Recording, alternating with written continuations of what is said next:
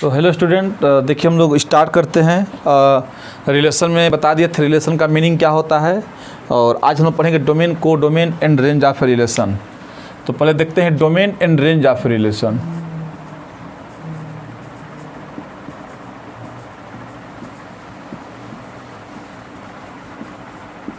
Domain and range of relation.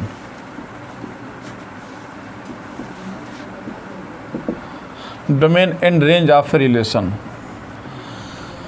देखिए domain क्या होता है।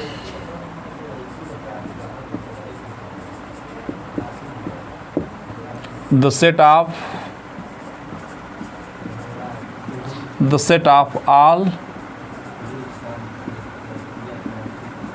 all first element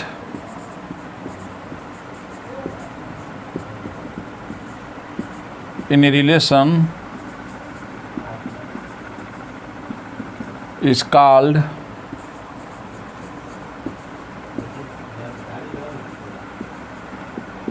domain. Relation में जो पहला एलिमेंट होता है, पहले एलिमेंट के जितने भी कलेक्शन होंगे उसको हम लोग डोमेन बोलते हैं। समझेंगे इसका एग्जांपल से। पहले डिफिनीशन लिख लेते हैं, रेंज क्या होता है। तो बस इसमें लिख लीजिए the set of all second element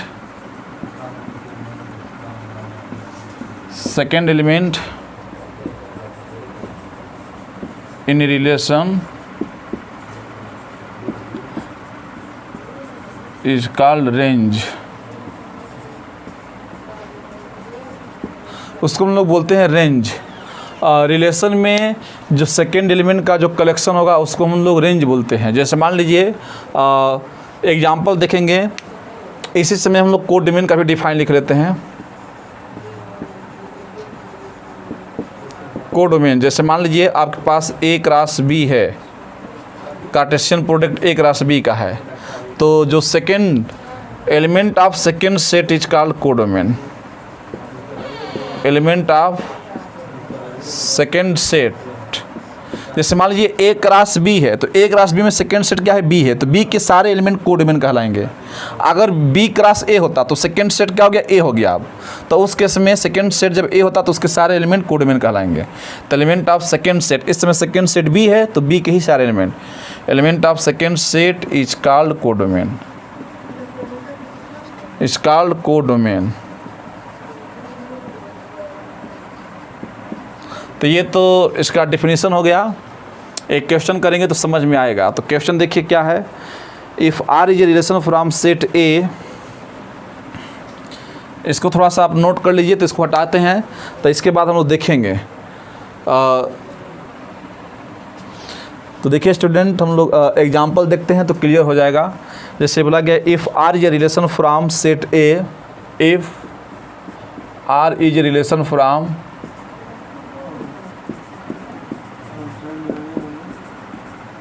if R is a relation from set A, set A equal to दिया गया, देखिए इसमें दिया 2 4 5 to set B, set B देखिए सेट B में भी दिया गया है 1 2 3 4 6 8। सेट B दिया गया है डिफाइंड बाई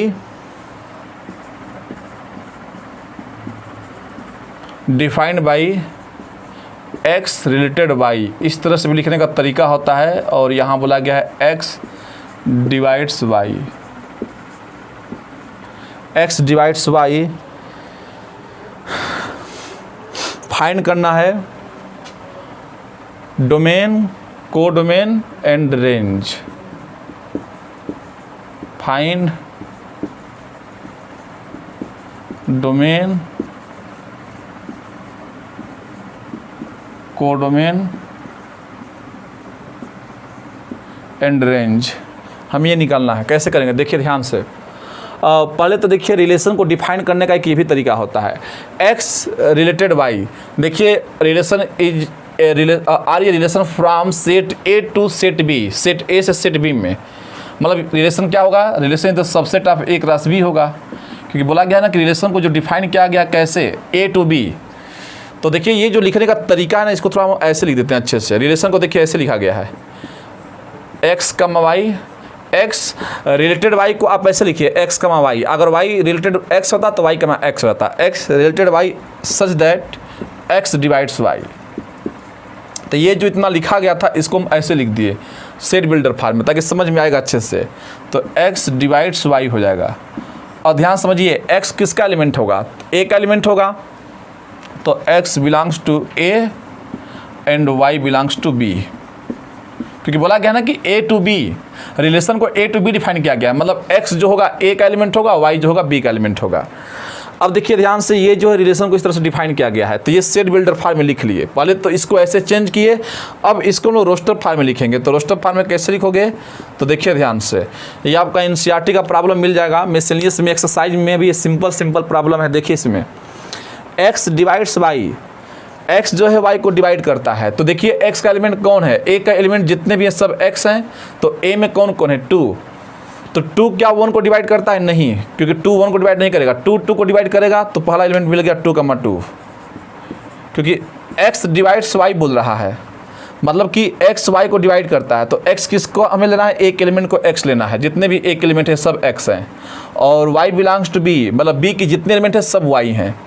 तो देखिए 2,1 तो नहीं हो सकता, 2,2 होगा, क्योंकि देखिए 2 डिवाइड्स 2 करता है। 2,3 होगा, नहीं होगा, क्योंकि 2 डिवाइड्स 3 कहाँ करेगा। 2,4 होगा, तो ये रिलेशन में आ गया। तो 2,4, क्योंकि हमें इसी को पढ़कर बनाना है। तो देखिए 2 2 4, मतलब x डिवाइड वाई, तो 2 डिवाइड 4 कर रहा है। 2 डिवाइड 6, पहले हम 2 से चेक कर रहे हैं, 2 डिवाइड 6 करेगा, तो ये भी रिलेशन में आ गया। क्या 2 डिवाइड 8 करेगा, ये भी करेगा, तो ये भी रिलेशन में आ गया। तो पहले इसका हम रोस्टर फॉर्म कन्वर्ट कर रहे हैं। 2 से चेक कर लिया, 4 से चेक करेंगे, 4 1 नहीं होगा, 4 2 से डिवाइड कहाँ होगा, नहीं होगा। 4 2 को डिवाइड नहीं करेगा, क्योंकि देखिए 4 2 को डिवाइड नहीं करेगा। क्या 4 3 को करेगा, नहीं। 4 4 को डिवाइड करेगा कि नहीं, हाँ करेगा, तो 4,4 हो गया। 4 6 को डिवाइड करेगा, नहीं करेगा, क्योंकि कहाँ कट पाएगा, नहीं कटेगा। 4 8 को डिवाइड करेगा, हाँ करेगा, 4 2 8, तो 4,8 हो गया। 4 से चेक कर लिए, 5 से चेक करेंगे, 5 1 को डिवाइड करेगा, नहीं। 2 को 5 तो इन किसी को नहीं डिवाइड करेगा, क्योंकि 5 2 10 होता है सीधे, तो 5 न तो 1 को करेगा, इसमें से किसी को नहीं करेगा 5, तो सीधे यहाँ पर रुक जाएंगे। तो अब आप समझ गए होंगे कि हम कैसे बना रहे हैं रिलेशन, क्योंकि रिलेशन बनाना बहुत आसान है रोस्टर फॉर्म में। इसको पढ़िए और बस सोचिए, देखिए एक कर जाएगा, 2 1 2, 2 2 4, 2 3 6। इसमें एक पार्टिकुलर रिलेशन है कि ये इसको डिवाइड कर रहा है, पहला एलिमेंट दूसरे को डिवाइड कर रहा है, क्योंकि यही बोल रहा था। अब 5 से एक भी रिलेशन नहीं बनेगा, क्योंकि 5 किसी को डिवाइड नहीं करेगा। अब देखिए ध्यान से, रिलेशन जब बन गया तो डोमेन का डिफिनेशन क्या लिखवाए थे, पीछे क्या लिखवाए थे कि set of all first element in relation. तो ये रिलेशन तो बन ही गया, तो ये सारे एलिमेंट रिलेशन में हैं। तो रिलेशन में जो पहला एलिमेंट होगा, तो पहला एलिमेंट देखिए 2 है, तो 2 और कौन है, 4 है। अब 2 तो एक ही बार लिखोगे, क्योंकि सेट में कोई एलिमेंट एक ही बार लिखा जाता है। तो इसका डोमेन क्या हो गया बताइए। तो डोमेन जब भी देखना है तो आप पहला एलिमेंट देखिए, तो रिलेशन में जो पहला एलिमेंट होगा वही डोमेन होगा। तो पहला एलिमेंट क्या है, 2 है, और क्या है, 4 है, तो 2,4 हो गया। अब ये नहीं कि 2 को जितनी बार लिखा है उतनी बार लिखे, नहीं, सेट में एलिमेंट रिपीट अलाउ नहीं है। रेंज कैसे लिखेंगे आप, तो रेंज लिखने का तरीका हम बताए थे, लिखवाए थे डिफिनेशन कि रिलेशन में जो सेकेंड एलिमेंट होता है, तो सेकेंड एलिमेंट कौन है, 2 है, और कौन है, 4 है, 6 है, और 8 है। ये 4 ही है, ये 8 है, तो रिपीट तो करोगे नहीं आप। तो डिफरेंट एलिमेंट कौन कौन मिलेंगे आपको, 2 मिलेगा, 4 मिलेगा, 6 मिलेगा, और 8 मिलेगा, मतलब कि 2 4 6 और 8 मिलेगा। देख लीजिए, बस यही डिफरेंट एलिमेंट आपको मिलेंगे, तो बस डोमेन रेंज आपका निकल गया। अब देखते हैं कोडोमेन। तो कोडोमेन का डिफिनेशन क्या लिखवाए थे कि कोडोमेन जब भी आपको स्टूडेंट निकलना है तो उसके लिए क्या देखिए कि रिलेशन कहाँ से कहाँ तक डिफाइन किया गया था। Set A to set B, set A to set B का मतलब क्या कि ए क्रॉस बी, इससे सेंस बनेगा, इसका सेंस क्या बनेगा, set A to set B का मतलब ए क्रॉस बी। अगर set A to set B to A बोलता तो बी क्रॉस ए, तो ए टू सेट बी बोला है, तो पहले कौन आया है, ए, क्योंकि पहले ए और बाद में बी, क्योंकि ये पहले एक्स किसका एलिमेंट है, ए का, ये बाद में बी है, तो बी के एलिमेंट जो होंगे, क्योंकि ये ए क्रॉस बी से ही तो आया है, तो जो सेट बी, क्योंकि लिखवाए थे कि सेकेंड एलिमेंट आप सेट बी, तो सेट बी के सेकंड, ये ए फर्स्ट सेट है और ये सेकंड सेट है, तो सेकंड सेट के जितने एलिमेंट होंगे सब कोडोमेन में आ जाएंगे। तो इसका कोडोमेन क्या बन गया बताइए, 1 2 3 4 6 8, क्योंकि सेट जो सेकंड सेट होगा तो सेकंड सेट यहाँ पर बी है, तो ये आपका कोडोमेन हो गया। तो बहुत आसान है करना। हाँ, अब यहाँ पर एक नोटिस लिख सकते हैं, एक नोट पॉइंट करके बहुत अच्छे से। ये बताइए कि ये जो रेंज आया है किस में से आया है, 2 4 6 8, ये जो रेंज आया है देखिए कोडोमेन में से ही तो है, 2 4 6 8। तो ये इसके सारे एलिमेंट बताइए कोडोमेन में प्रेजेंट है कि नहीं। रेंज के सारे एलिमेंट कोडोमेन में प्रेजेंट हैं। कहने का मतलब कि जो रेंज होता है, आप ये लिख सकते हैं point, range is the subset of codomain. Range is the subset of codomain, क्योंकि रेंज के सारे एलिमेंट कोडोमेन में प्रेजेंट है। कभी कभी ऐसा हो जाएगा कि इसके सारे एलिमेंट ही यहाँ आ जाएं तो इक्वल टू का साइन हो जाएगा, तो ये नोट पॉइंट हम लगा सकते हैं कि रेंज के सारे एलिमेंट जो है कोडोमेन में से ही बनते हैं, तो ये इसका क्या हो गया, सबसेट हो गया। तो क्या स्टूडेंट, हमें उम्मीद है आप ये समझ गए होंगे डोमेन, रेंज और कोडोमेन कैसे निकालते हैं। कोडोमेन तो आप देखकर ही निकाल सकते हैं, ये सेट ए और सेट बी है, तो सेकेंड सेट क्या है, बी है, तो यही कोडोमेन आ गया। क्योंकि डोमेन और रेंज निकालने के लिए आपको रिलेशन बनाना पड़ेगा, लेकिन कोडोमेन के लिए तो कुछ देखना ही नहीं है, सीधे आंसर देख, अब क्वेश्चन देख कर ही आप डिसाइड कर लोगे क्या कोडोमेन बनेगा। तो ओके स्टूडेंट, आप इसको नोट कीजिए, इसके बाद हम लोग देखते हैं। तो ओके स्टूडेंट, देखते हैं इन्वर्स ऑफ रिलेशन। तो ये बहुत आसान है, रिलेशन का इन्वर्स कर दीजिए। जैसे मान लीजिए कि रिलेशन में कोई एलिमेंट है, हम यहाँ रिलेशन बना दिए पहले से ही। मान लीजिए यहाँ पर ए कमा बी है और यहाँ पर सी कमा डी है, ये आर है। तो अगर हम बोलें कि जब ये आर है तो इसका मतलब ये आर इन्वर्स क्या होगा, तो जब इसका इन्वर्स बनाएंगे तो क्या हो जाएगा, इसी को आप फ्लिप कर दीजिए, उल्टा कर दीजिए, तो ये हो जाएगा आपका बी कमा ए और ये हो जाएगा आपका डी कमा सी। तो इसी को बोलते हैं इन्वर्स ऑफ रिलेशन। कहने का मतलब कि जो रिलेशन दिया है इसी को उल्टा करके लिख दीजिए, ये इन्वर्स ऑफ रिलेशन हो जाएगा। तो बस, और इसमें कुछ नहीं है। अगर मान लीजिए रिलेशन को डिफाइन किया गया है A to B, relation from A to B, इसको कैसे बोलते हैं स्टेटमेंट में, ये सच दैट है तो इसको ऐसे बोलते हैं स्टेटमेंट में, relation from A to B, मतलब रिलेशन को डिफाइन किया गया है ए टू बी, और इसी को लिखते हैं relation is the subset of A cross B. इसी स्टेटमेंट को भी ऐसे लिखते हैं। अब बताइए आर इन्वर्स तब क्या हो जाएगा, अगर आर जो है ए टू बी है तो आर इन्वर्स क्या हो जाएगा। ए टू बी का मतलब क्या, पहले ए फिर बाद में बी का एलिमेंट है। अब आर इन्वर्स में उल्टा आ जाएगा, पहले बी आ जाएगा, इसी को उल्टा कर दीजिए तो ये बी टू ए हो जाएगा। तो इसको क्या बोलोगे आप, रिलेशन फ्रॉम, ये ए टू बी है तो ये बी टू ए बोलोगे, उल्टा है। तो रिलेशन फ्रॉम क्या इसको बोलेंगे, बी टू ए बोलेंगे, B to A. Relation B से ए चल रहा है, इसका मतलब इसको अगर लिखना चाहोगे तो रिलेशन इज द सबसेट आप क्या लिखेंगे, बी क्रॉस ए लिखेंगे। तो ये बोलने का तरीका हो गया। तो इसी को हम बोलते हैं इन्वर्स ऑफ रिलेशन। इसमें ज़रा कुछ है नहीं, एक क्वेश्चन लिखेंगे तो समझ में आएगा। देखिए क्वेश्चन से हम लोग करते हैं, इसमें आपको लिखना होगा रोस्टर फॉर्म में। आर.डी. शर्मा से क्वेश्चन लिए हैं, देखिएगा ध्यान से। राइट द रिलेशन, क्वेश्चन दिया गया है, write the relation R equal to, देखिए यहाँ पर दिया गया है x कमा एक्स क्यू, यहाँ पर है x comma x cube, such that x is a prime number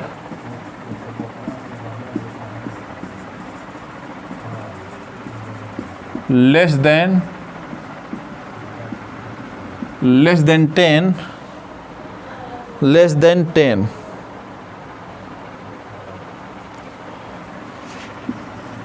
in roster form. Write the relation in roster form, इसके आगे बढ़ा लीजिए। तो रिलेशन को हमें लिखना है रोस्टर फार्म में, ये सेट बिल्डर फार्म में लिखा गया है, तो इसको रोस्टर फार्म में हमें लिखना है।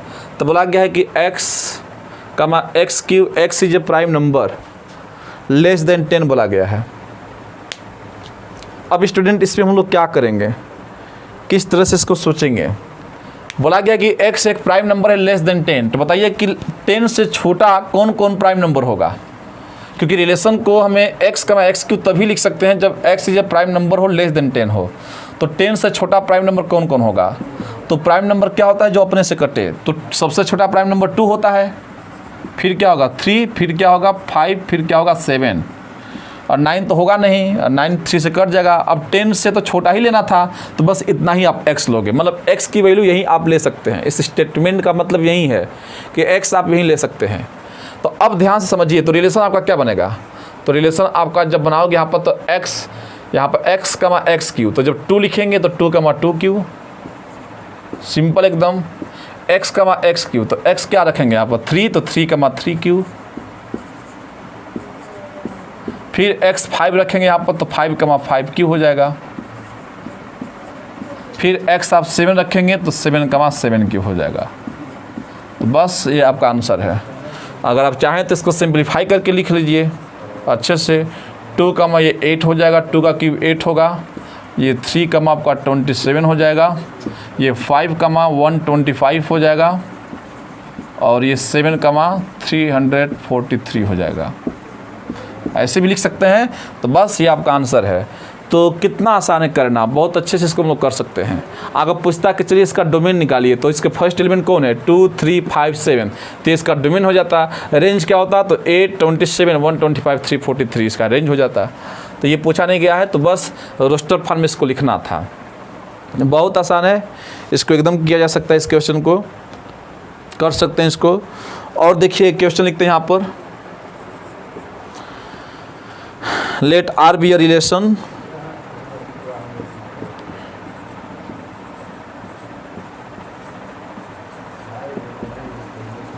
let R be a relation on Q defined by on Q मतलब क्या समझ गए, रेशनल नंबर। Q जो होता है रेशनल नंबर का सिंबल होता है। on Q defined by relation R equal to A, B such that AB belongs to Q rational number और A minus B belongs to Z belongs to Z बोला गया है। ए माइनस बी जो हो difference उसका Z आना चाहिए। तो बोला गया है सो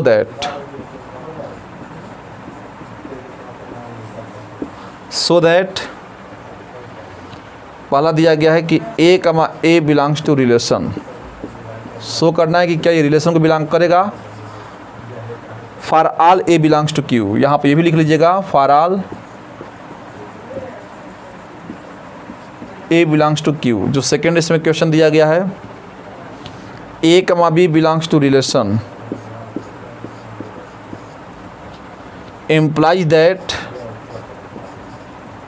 B comma A belongs to relation. फिर देखिए इसमें तीसरा क्या दिया है, ए comma b belongs to relation. ये क्वेश्चन आपके एनसीईआरटी में भी मिल जाएगा। एंड बी कमा सी बिलोंग्स टू रिलेशन, तो ये इम्प्लाइज करेगा ए कमा सी बिलोंग्स टू रिलेशन। तो स्टूडेंट इसको नोट कीजिए, इसके बाद हम आपको बताते हैं। पहले इसको आप नोट कीजिए। तो देखिए स्टूडेंट ये क्वेश्चन दिया गया है, तो इसको हम लोग करते हैं। तो रिलेशन को बोला गया है कि रिलेशन ऑन क्यू, रिलेशन को क्यू पर डिफाइन किया गया है। मतलब क्या, relation from Q to Q. Relation on A आपको लिखवाया था relation on A set A. तो रिलेशन ऑन क्यू का मतलब क्या, relation R from Q to Q, इसका मतलब ये दिया है। तो रिलेशन को डिफाइन किया गया क्यू टू क्यू। मतलब क्या होगा कि यहाँ पर रिलेशन जो होगा वो सबसेट होगा क्यू क्रॉस क्यू का। इसका मतलब यही हुआ। क्यू मतलब क्या, रेशनल नंबर। अब देखिए रिलेशन को इस तरह से डिफाइन किया गया कि अगर आप ए कमा बी ब्रैकेट में तभी लिख पाएंगे जब a B belongs to Q हो और दोनों का डिफरेंस जेड मतलब इंटीजर हो। तो देखिए सो दैट करना है ए comma A belongs to R for all A belongs to Q. देखिए हम लोग पहला प्रूफ करते हैं। देखिए ध्यान से भी बताइए कि लेट यहाँ पर कर लेते हैं कि क्योंकि यहाँ पर दिया भी है कि जो ए बिलोंग्स टू क्यू यहाँ पर है भी। तो for any a belongs to Q लिख सकते हैं यहाँ पर, for any a belongs to Q. क्योंकि देखिए ध्यान से, तो यहाँ पर ए और बी दोनों ही क्यू को बिलोंग करेगा। तो for any a belongs to Q we have, Q की कोई भी वैल्यू लीजिए, रेशनल नंबर कोई भी वैल्यू लीजिए आप। हम बोलेंगे ए माइनस ए हमेशा क्या आएगा, बताइए 0 ही आएगा। क्योंकि कोई भी दो नंबर का डिफरेंस करेंगे सेम नंबर का तो वो 0 ही आएगा। और क्या ये 0 जो है जेड को बिलोंग नहीं कर रहा है, क्या 0 इंटीजर नहीं होता है। तो जब 0 बिलोंग्स टू जेड कर रहा है तो ये क्या इंप्लाइज करेगा, तो सो इट इम्प्लाइज दैट कि जो ए कमा ए है वो रिलेशन को बिलोंग करेगा। क्योंकि बोला गया है कि a कमा b तभी बनेगा जब दोनों का डिफरेंस जो है वो इंटीजर आना चाहिए, a minus B belongs to z होना चाहिए। तो a माइनस बी मतलब क्या, b कितना a ही है, तो दोनों का डिफरेंस क्या है 0, तो 0 इंटीजर को बिलोंग कर रहा है, तब जाकर हम a कमा a बिलोंग्स टू रिलेशन बोल सकते हैं। तो पहला प्रूफ हो गया। आप a की कोई वैल्यू पुट कीजिए, रेशनल नंबर 1/2, अगर यहाँ पर 1/2 लेंगे तो यहाँ भी 1/2 लेंगे, तो 1/2 माइनस 1/2 कितना गया 0, तो डिफरेंस 0 आ गया। तो 0 डिफरेंस जो है इंटीजर आना चाहिए, क्योंकि यहाँ पर दिया गया है कि a minus B belongs to z है। तो ये q की कोई वैल्यू के लिए होगा, for any a belongs to q, तो प्रूफ हो गया। अगला देखिए second question, a B belongs to relation दिया गया है, तो क्या ये इंप्लाइज करेगा कि बी ए बिलोंग्स टू, अच्छा बताइए ये गिवन है A B belongs to relation, तो आपको ये इंप्लाइज कराना है, ये प्रूव करना है कि क्या B A belongs to relation होगा। तो देखिए a B belongs to relation यहाँ पर दिया गया है, इसका मतलब ये क्या इंप्लाइज करेगा, ये इंप्लाइज कर रहा है। आप बताइए कि ए बी यहाँ पर दिया गया है, तो इसको ए माइनस बी आप बोले थे, तो ये इंप्लाइज क्या करेगा कि A minus B belongs to Z, A minus B belongs to Z होगा। इसको हटाइए ब्रैकेट को, A minus B belongs to Z. ध्यान से समझिएगा स्टूडेंट, अब आपसे हम बोल रहे हैं कि अगर a माइनस बी इंटीजर है, क्योंकि बिलोंग्स टू जेड मतलब क्या है, a माइनस बी इंटीजर है, तो अगर यहाँ पर माइनस कॉमन लेंगे तो माइनस बी माइनस ए भी क्या देगा, इंटीजर ही देगा। इंटीजर को यहाँ पर जेड बोला गया है, ये जेड है तो ये जेड ही देगा, क्योंकि अगर माइनस कॉमन ले भी लेते हैं तो ये क्या देगा, जेड ही देगा। तो मीनिंग क्या है कि अगर यहाँ पर a कमा बी बिलोंग्स टू रिलेशन है, तो ये इंप्लाइज क्या करेगा, a minus B belongs to Z, क्योंकि यहाँ पर समझिए a कमा बी है तो ये a minus B belongs to Z लिख रहा है। तो आल्सो यहाँ पर लिख सकते हैं आल्सो b कमा a, क्योंकि देखिए जब a माइनस बी इंटीजर आ रहा है, जैसे आप खुद समझिए कि 2 माइनस 4 कितना आएगा आपका, -2, तो 4 माइनस 2 कितना आएगा, 2 आएगा। तो ये भी इंटीजर है, ये भी इंटीजर है, ये नेगेटिव इंटीजर है, ये पॉजिटिव इंटीजर है। यहाँ तो बोला नहीं है कि नेगेटिव पॉजिटिव, बस इंटीजर बोला है। तो अगर माइनस कॉमन ले भी लेंगे तो कोई दिक्कत नहीं है। तो आल्सो जब a माइनस बी तो b minus A belongs to Z, ये भी बिलोंग्स टू जेड होगा, क्योंकि जब a minus B belongs to Z है तो b minus A belongs to Z होगा। अब यहाँ से तो सो लिख सकते हैं कि जब b minus A belongs to Z होगा तो a माइनस बी था तो a b लिखा गया, तो b माइनस ए होगा तो b a लिखा जाएगा। तो यहाँ पर so b a belongs to क्या हो जाएगा, Z. B A belongs to Z मतलब क्या, बी ए बिलोंग्स टू, जब B minus A belongs to Z आ ही रहा है, जब ए minus B belongs to Z था तो ए बी बिलोंग्स टू क्या हो गया, रिलेशन, तो बी ए बिलोंग्स टू क्या हो जाएगा, रिलेशन। कहने का मतलब कि अगर b A belongs to relation दिखाना है तो पहले बी माइनस ए दिखाइए कि जेड को बिलोंग कर रहा है कि नहीं। खुद यहाँ पर समझिए कि ए बी किसको बिलोंग कर रहा है, रिलेशन को। तो ए बी जब रिलेशन को बिलोंग कर रहा है तो आपको क्या दिखाना पड़ रहा है कि A minus B belongs to Z, तो A minus B belongs to Z दिखा देंगे, तब यहाँ पर A B belongs to relation लिख सकते हैं। देख लीजिए A B belongs to relation कब लिखे हैं, जब ए minus B belongs to Z है। वैसे ही B minus A belongs to Z कब लिखेंगे, जब बी ए बिलोंग्स टू क्या हो जाएगा, b A belongs to relation तब लिखेंगे जब B minus A belongs to Z हो जाएगा। तो आप समझिए कि जब ए माइनस बी जेड आ रहा है तो यहाँ माइनस कॉमन ले लेंगे तो बी माइनस ए भी क्या आएगा, जेड ही आएगा। तो बी माइनस ए माइनस जेड को देंगे तो माइनस जेड क्या हो जाएगा, जेड ही हो जाएगा। वो माइनस दोगे वहाँ पर तो जैसे मान लीजिए कि यहाँ पर क्या रहता, -2 रहता, ये +2 हो जाता, तो इंटीजर ही कोई आएगा। तो ये भी हो गया प्रूफ, मतलब कि अगर a माइनस बी इंटीजर है तो b माइनस ए भी इंटीजर होगा, सिंपल सी बात है। अब देखिए इसमें का जो तीसरा है उसको देख लेते हैं, तीसरा क्या इसमें बोला गया है, यही पकड़ लेते हैं तीसरा पॉइंट। थर्ड में क्या दिया गया है, थर्ड में दिया गया है A B belongs to relation and b C belongs to relation, ये पहले से दिया गया है। तो आप समझिए कि A B belongs to relation का मतलब क्या इंप्लाइज कर रहा है, A B belongs to relation ये इंप्लाइज कर रहा है कि A minus B belongs to Z, और B C belongs to relation ये इंप्लाइज कर रहा है, क्योंकि ये दिया था, अभी मिटा दिया उसको, दिया था वहाँ पर कि b minus c belongs to Z. Student अगर इसको हम बोले कि फर्स्ट मानिए, इसको सेकेंड मानिए, और दोनों को अगर ऐड कर देते हैं तो बी से बी क्या हो गया, कट गया, तो A minus c belongs to क्या हो जाएगा, जेड। कहने का मतलब कि अगर a minus B belongs to Z है और b minus c belongs to Z है, कहने का मतलब क्या समझ रहे हैं कि a माइनस बी क्या है, इंटीजर है, ऐसे समझिए, और b माइनस सी भी क्या है, इंटीजर है। अगर दोनों को आप ऐड कर भी देते हैं तो b और b कट गया, तो ये क्या हो गया आपका a minus c equal to 2i। 2i मतलब क्या, ये भी एक इंटीजर ही तो है। तो a माइनस सी भी क्या आएगा, बिलोंग्स टू जेड, इंटीजर ही आएगा। और जब a माइनस सी इंटीजर आएगा तो ये क्या इंप्लाइज करेगा, तो सो यहाँ से हम लोग क्या लिख सकते हैं कि जब a minus c belongs to Z है तो हम लिख सकते हैं सो a कमा सी बिलोंग्स टू, क्या हो गया आपका, रिलेशन हो गया कि a कमा सी रिलेशन को बिलोंग करेगा। क्योंकि जब a कमा सी आपको रिलेशन में लाना है तो पहले आप a माइनस सी को जेड पर लाइए, और जब a माइनस सी जेड पर आ गया तो इसी को माइनस हटाकर ब्रैकेट में कॉमा लगाकर बिलोंग्स टू रिलेशन कर दीजिए। जब b comma a belongs to आपको रिलेशन दिखाना है तो पहले b minus a belongs to Z लाइए, और तब जाकर इसको आप लिख सकते हैं। तो देखिए कैसे किए, इन दोनों को ऐड कर दिए तो ये a माइनस सी आ गया, बिलोंग्स टू जेड और जेड टू जेड, तो टू जेड भी क्या होगा, एक इंटीजर ही होगा, तो इसको मान लीजिए जेड डैश लिख लीजिए या जेड ही लिखिए, इसको क्या दिक्कत है। तो a कमा सी बिलोंग्स टू रिलेशन, ये भी प्रूफ हो गया। तो ये ऐसे क्वेश्चन होते हैं जहाँ बच्चों को बहुत डाउट होता है कि ये सब क्या है, लेकिन जब करोगे प्रैक्टिस 2-3 क्वेश्चन का तो आपको समझ में आ जाएगा कि कैसे किया जाता है। तो इसको आप नोट कीजिए, एक क्वेश्चन और देखेंगे। तो ओके स्टूडेंट, देखिए अगला क्वेश्चन देखते हैं। Let R be the relation on Z, relation on Z है, मतलब relation from Z to Z है। तो रिलेशन को डिफाइन किया गया है जेड टू जेड। रिलेशन दिया गया कि a कमा बी आप तभी लिख सकते हैं जब a माइनस बी इंटीजर हो। A B belongs to Z मतलब क्या, ए बी इंटीजर है, जेड मतलब integer. Find a domain, codomain and range. तो आप ये स्टूडेंट बताइए कि a माइनस बी इंटीजर तो ये हमेशा ही आएगा, क्योंकि ए बी की कोई भी वैल्यू रखेंगे तो इंटीजर ही देगा। तो कहने का मतलब कि रिलेशन जो है जेड टू जेड डिफाइन होने का मतलब क्या, कि relation is the subset of Z cross Z. तो आप बताइए कि कोई भी यहाँ पर इंटीजर रखेंगे, ये a माइनस बी कोई भी आप रखिए वैल्यू a और b का, तो ये हमेशा ही इंटीजर आएगा। तो कहने का मतलब क्या है कि difference of two integer is, difference of two integer is always integer, integer is always integer, difference of two integer is always integer, ये तो हमेशा इंटीजर ही देगा। कोई भी आप a और b की वैल्यू रखिए इंटीजर, क्योंकि a और b इंटीजर ही आप पुट करेंगे तो इंटीजर ही देगा, तो ये हमेशा a कमा b आएगा। मतलब कि यहाँ पर आपका जो रिलेशन में एलिमेंट आएगा स्टूडेंट, ये क्या आएगा, पूरा इंटीजर ही आएगा। तो आप बोल सकते हैं एक ही लाइन में कि इसका डोमेन भी क्या होगा, जेड। डोमेन क्या होगा बताइए, जेड होगा। इसका रेंज भी क्या होगा, जेड ही होगा। रेंज क्या होगा, जेड होगा। और कोड डोमेन भी क्या होगा, कोड डोमेन क्या होता है, सेकंड एलिमेंट। सेकंड एलिमेंट क्या है, जेड है, तो कोड डोमेन इसका जेड होगा। तो तीनों आंसर इसके जेड ही होंगे। ये समझिए कि इसका डोमेन जेड कैसे होगा, क्योंकि रिलेशन का पहला एलिमेंट क्या कहलाता है, रिलेशन का पहला एलिमेंट क्या होता है, डोमेन होता है। तो जब रिलेशन आप बनाओगे तो जेड क्रॉस जेड ये इनफाइनाइट बढ़ जाएगा, मतलब कि जितने भी आपके इंटीजर है वो सबके सब आ जाएंगे। तो कहने का मतलब क्या हुआ कि यहाँ पर हमेशा इंटीजर ही आएगा, कोई भी वैल्यू आप पुट करेंगे, कोई फाइनाइट तो वैल्यू आएगा नहीं यहाँ पर डोमेन।